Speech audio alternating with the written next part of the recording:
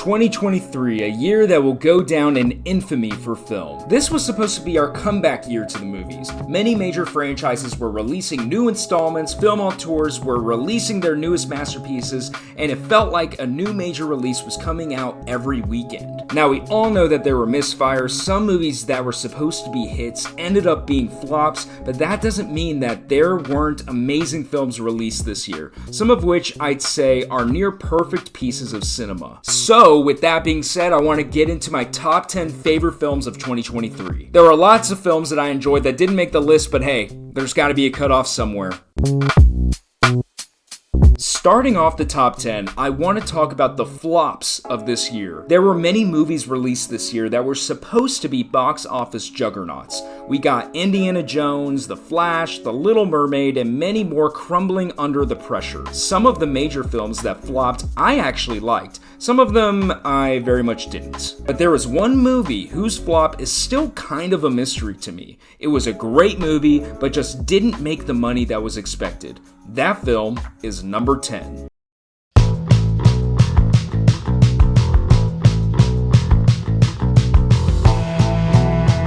This film has everything you've come to love from the franchise. Incredible practical set pieces, Tom Cruise putting his body on the line, and action scenes that will have you trembling in your seat. This film is an incredible action movie that, for some reason, flopped. You could blame it on Barbenheimer, the film being released 5 years since the last installment, or even its steep price tag of almost $300 million just for its production. But one thing's for sure, in a year full of big tentpole film flops, this film did not deserve to lose money. It is Tom Cruise carrying on the second peak of his career in my opinion, and he hasn't skipped a beat. While this movie flopped, I have high hopes for the next installment in the Mission Impossible franchise.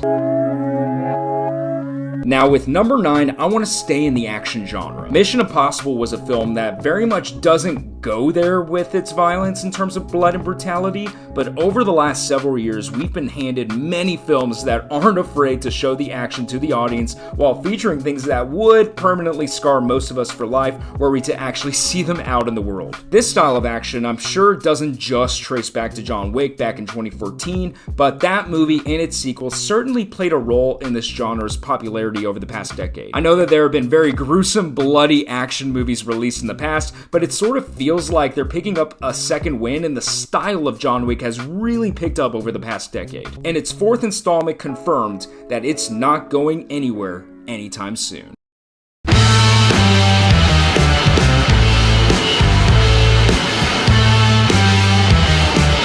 I can't believe we're on the fourth installment of this franchise that was supposed to come and go. They've only managed to make the world bigger and better.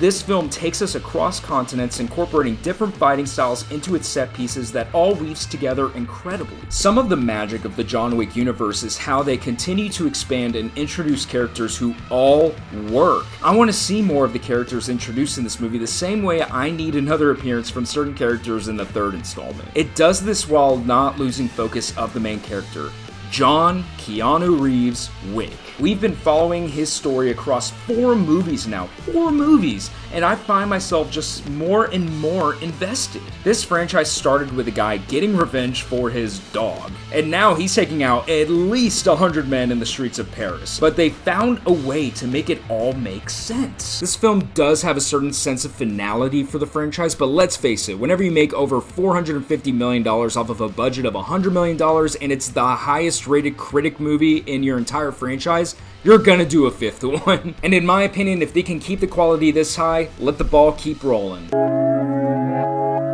Switching up from the major action franchises, let's talk about the smaller movies released this year for number 8. I saw my fair share of really great smaller films released this year. Movies that don't rely on a big budget and instead do what they can to rely on the script, director, and performances to make a great film. The best studio making these sorts of films is A24. Just this year, A24 produced darlings like Priscilla, Dream Scenario, Past Lives, all solid films that didn't exactly have hundreds of millions of dollars in their production budget. But my number 8 was, to me, their best film on their 2023 calendar.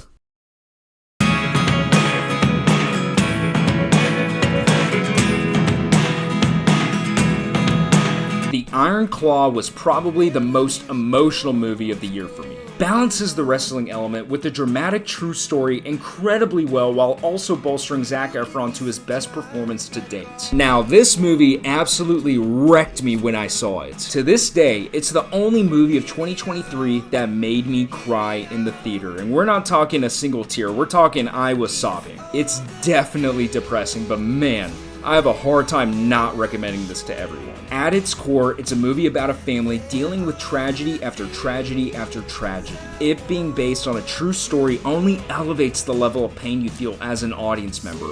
Incredible, smaller movie that should be getting more attention this award season.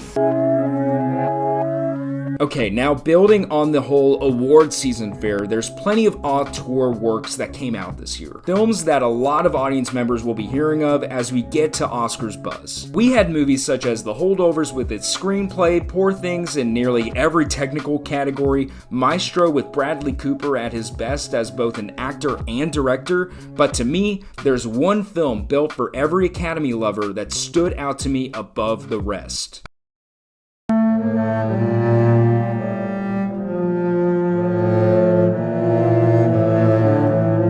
Killers of the Flower Moon functions similarly to The Iron Claw for me in terms of tragedy. For most of the runtime, I found myself appalled at the idea that human beings could do the acts in this movie to other human beings. Aside from its runtime, Martin Scorsese crafted a movie based on a true story that just felt different. The idea that we spent the film with DiCaprio and De Niro's characters, who were the criminals, let the audience in on the inner workings of a criminal empire capable of the most heinous acts. DiCaprio is great as usual, and De Niro delivers a bone-chilling supporting performance that would earn the Oscar if I were the one handing out the awards. Lily Gladstone also bursts onto the scene and has probably the hardest role in the whole movie. She goes head-to-head with DiCaprio and never skips a beat, which makes me happy because she's a fellow Montana kid. Go Grizz, beat South Dakota State. To add on to the praise here, we were delivered a gorgeous film that uses its Oklahoma backdrop wonderfully. It's an area of the country we don't get a lot of films from, so it felt very unique to other films I saw this year. For being a film built for the Academy Awards, Killers of the Flower Moon is about as good as they come.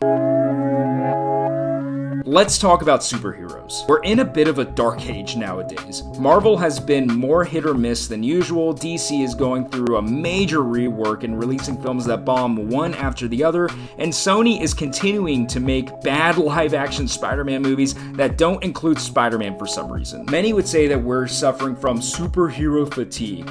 I would mildly agree with that, but I'd counter it with the fact that we've gotten more mediocrity lately than what we're used to. Let's face it, we've kind of been spoiled for the last decade. But, breaking news, we still get great superhero films. They're fewer and farther in between, but 2023 delivered one that I found to be up there with some of the best ever.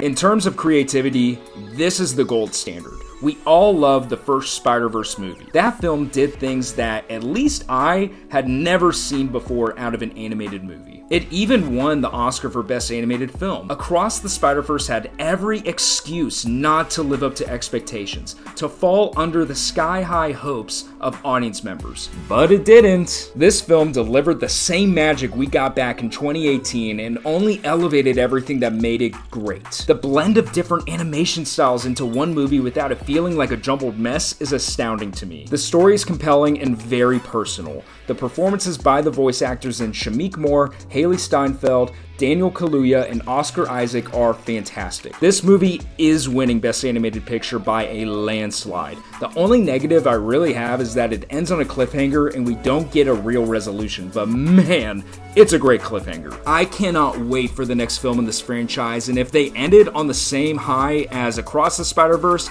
then we may be looking at one of the best trilogies ever. Alright, let's talk about Barbenheimer. The sensation that swept our nation, the event that brought people back to the movie theaters and actually had regular cinema goers doing double features. I followed movies for a long time now, and I don't think I've ever seen anything like it. Both movies ended up being great, both delivered incredible box office numbers, and both are getting nominated for Best Picture. The two movies created an event that somehow lived up to the hype and even exceeded expectations. It's something that's going to be talked about for ages, so inevitably it was going to be represented on this list.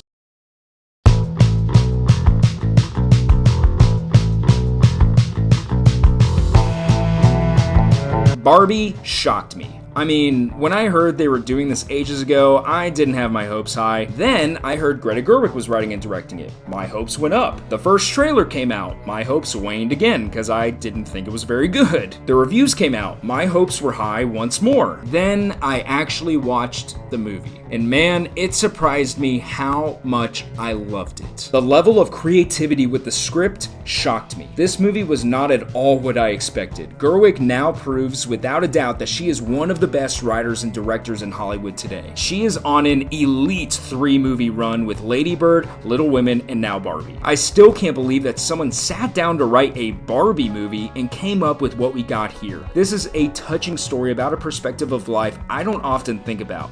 One of the ending sequences of the film had me thinking about how grateful I am for the women in my own personal life. It's crazy that a Barbie movie had me reflecting on my life in this way. On top of its heavy themes, the movie's just a lot of fun. I love the stories of there being a worldwide pink paint shortage because of this movie's events, the Fast X actors coming to the set on their lunch break. It's just so much fun. It's a really good time at the movies and is very much worthy of being the highest grossing film of 2023 and my number 5 favorite film of the year.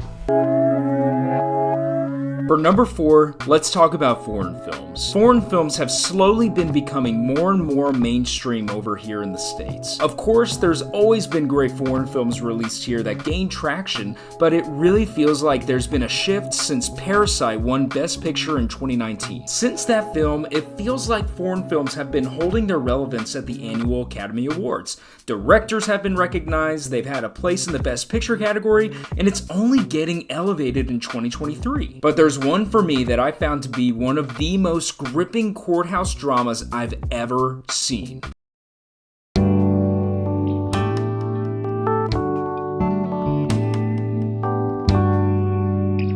Oh my god, Sandra Hüller. One of the best performances of the year. The movie about a husband who falls to his death in the courtroom proceedings to decide the fate of his wife had me on the edge of my seat. The script is airtight. It has just the right amount of ambiguity that leaves you swaying back and forth both when you're in the courtroom and when you're not. There are times where you think maybe she did do it. There are times where you think, okay, she didn't do it. It really has you going back and forth. There are times where you totally believe that she did it, and then there are other times where you totally believe that she didn't do it. The performances across the board are stunning. You have actors delivering long monologues that never grow dull. Actors doing everything they can even when they're not speaking to keep you engaged as an audience member. There are many times when the actor being shown on screen is not the one speaking. The performer must react in a way that leaves enough ambiguity for the audience while also feeling authentic to the character. Justine Tripe bursts onto the scene as a writer-director to watch in the future, and Sandra Hüller becomes an actress to watch for me. One of the finest performances I saw all year. Anatomy of a Fall is for anyone who can appreciate a great script and mystery. Let's get a little controversial for number 3. Inevitably, there's that movie that doesn't speak to the general audience like it does for you. That's why this is called My Favorite Movies and not the best movies. Number 3 is a movie that may not speak to you like it did for me, but this film came out at the right time in my life for me, was a fun time in the theater, and has had me rewatching it all year.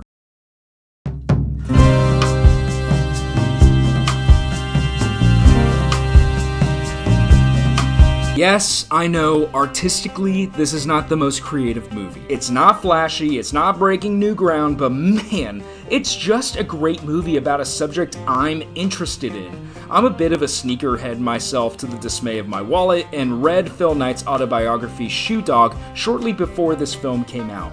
On top of that, The Last Dance is my favorite miniseries ever made. All this to say, this movie was the perfect storm of things that I'm interested in at this point in my life. Then just to add to the mix, it was the return of Ben Affleck as a director. I've been highly anticipating his grand return, and while this film won't receive the same acclaim as The Town or Argo, I think this is up there for him. It's extremely different from his previous films, but he doesn't appear to have skipped a beat. Viola Davis is fantastic as Michael Jordan's mother, and Matt Damon is always fun to watch in the movies. This film was delightful as a fan of Nike, Phil Knight, and Michael Jordan. It may not appear as high on other top 10 lists, but I unapologetically love this movie and will defend it to anyone. I've watched it 3 times this year and will probably watch it a few more times in 2024 as well. Number 2 can be lumped in with Air in the category of a business movie. The sort of film that shows you how the sausage gets made, introduces you to characters to cheer for and ones that are slightly more complicated. The next film told the story of a company I thought I knew about in 3 stages: the rise, the peak, and the fall. It was my number 1 film for much of the year, but ends up at number 2 here at the end.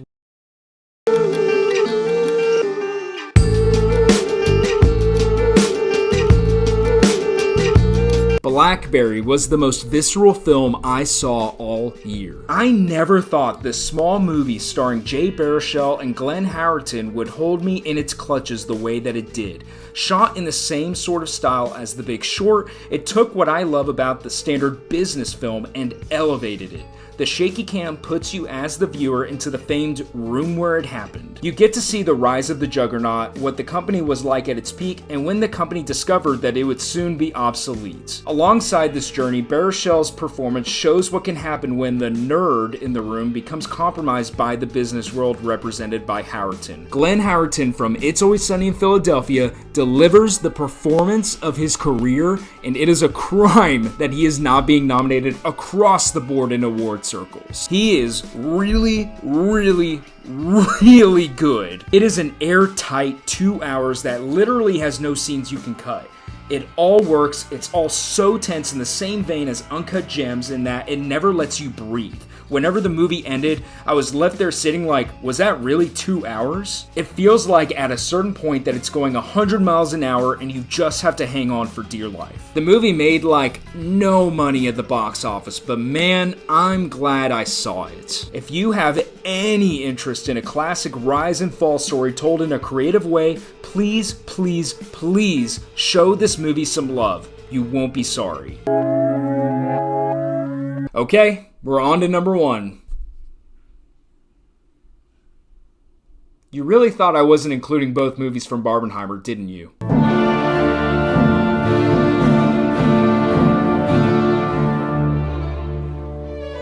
It's still crazy to me how Christopher Nolan made a 3-hour historical film as tight and suspenseful as this movie was. It could have ended up being long and boring considering that 99% of the film is people in rooms talking.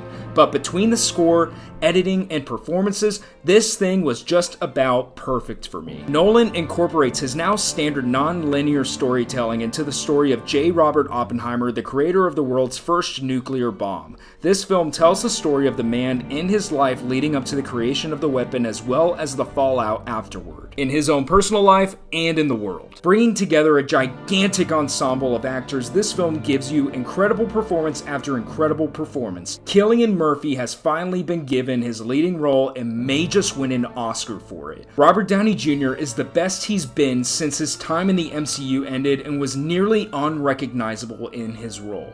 We got more Matt Damon, which is always welcome for me.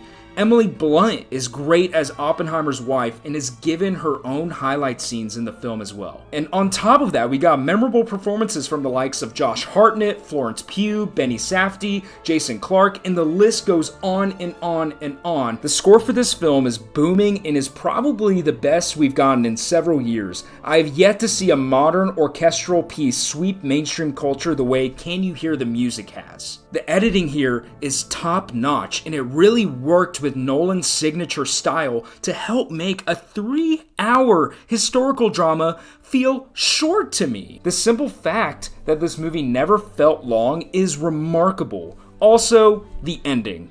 wow. Just wow. Maybe the best ending of any movie all year. It may be the mainstream choice, but Oppenheimer delivered on everything I was hoping for and then some. I had extremely high hopes for this movie since it was announced, and now it's up there with one of my favorite Christopher Nolan movies. And was, without a doubt, my favorite movie of 2023. That's everything that I had with my top 10 movies of 2023. Thank you guys so much for taking the time to watch this video. This took a while to film, so I'm sure it's going to be a longer one. So if you don't mind leaving a like and maybe even subscribing to the channel if you liked this, it would really help me out. It helps the channel grow. And here's to a great year of movies, and hopefully 2024 is even a little bit better. Bye, y'all.